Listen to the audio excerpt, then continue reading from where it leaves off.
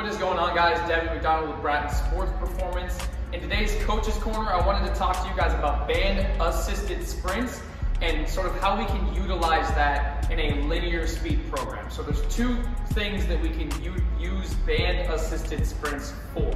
First one being true overspeed training, where we're gonna overload that top speed positioning. Now, this is going to help the athlete recruit more motor units in a specific muscle fiber because the athlete's gonna be running 8 to 13% faster at that top speed than they would be able to naturally. Now with the set principle, the athlete is going to need this overload to increase that top speed. You know, this is not low-hanging fruit, and this is something that we're not gonna implement with athletes who are not very sound in their top speed positioning.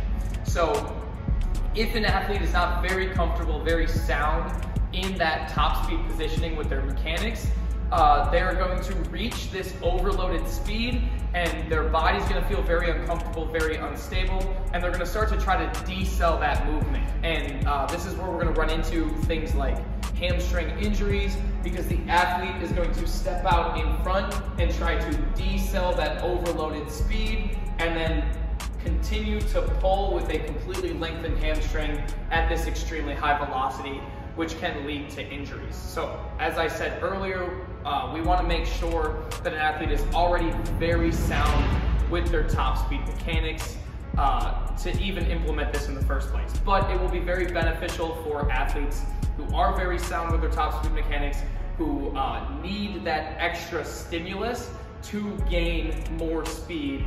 And the other thing that we can use these band-assisted sprints for is to overload a deceleration. If we want to implement a larger stimulus for these athletes as they're going through their deceleration work, we can use this band to pull the athlete faster than they're gonna be able to go a certain distance normally, so that when they get into that deceleration, there's a lot more force traveling behind them. They have a lot more momentum. So with all of this extra momentum coming in behind the athlete, there's a lot more force that they have to decelerate, and it's gonna force them to work harder at that deceleration. So, you know, instead of having to waste 30 yards of effort for that athlete to sprint up, to build to a full speed, to come to a stop, we can strap this belt around the athlete, cinch up some tension on that band, get that athlete kick-started so that they're going the same speed as they would have been at 30 yards, and it's only gonna take us 10 to 12 yards to get there.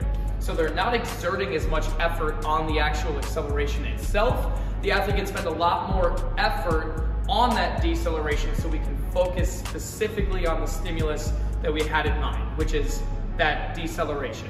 So we just strap this belt up to the athlete, you create some tension, we get that band going for the athlete. We don't want to pull it too hard because it's going to pull that athlete completely out of position, but we pull that band, get that athlete moving faster than they would be able to normally, and then allow that athlete to decel in multiple positions. So if you guys have any questions about this, feel free to reach out. Otherwise, stay tuned for the next Coach's Corner.